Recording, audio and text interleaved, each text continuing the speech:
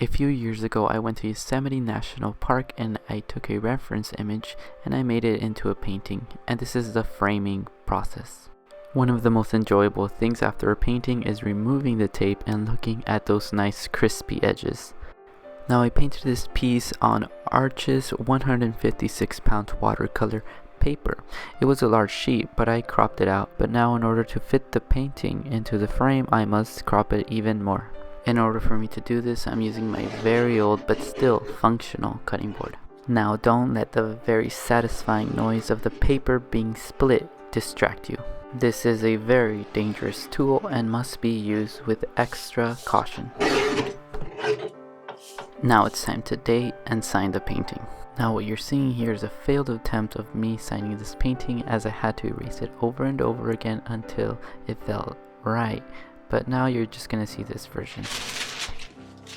Now after stamping and writing some information on the back of the painting, I'm ready to frame it. To begin this process, I get my pre-cut mat board and place it on top of the painting, trying to find the correct placement. Now because it's pre-cut, that means I did not have to cut my own, and that just means that I have to find a frame that's exactly the same size of the mat. Once I find the placement I'm satisfied with, I want to stick the paper to the mat, so I use masking tape for that. Now I want to place at least 4 pieces of tape on each side so that I can flip over the painting and the mat and not lose its placement. One more thing that is super important that you should be aware of is the type of tape you're using. You do not want to use acidic tape, so look for acid-free tape. Acidic tape will cause your painting to yellow over time, and that's something you don't want.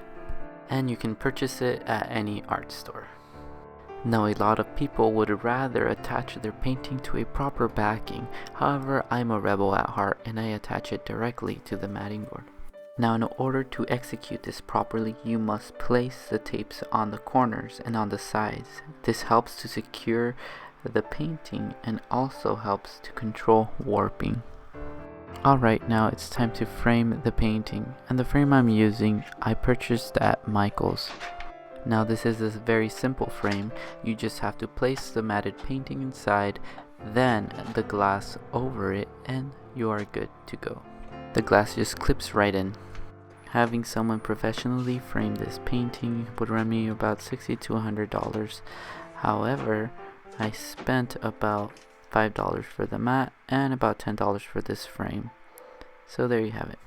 Now if you enjoy these types of videos, please let me know. I am very curious to know what you guys like. Alright guys, one last thing is that I opened a website and you can go check it out. The link is in the description below. You can look at my art and purchase things if you want. Alright, bye.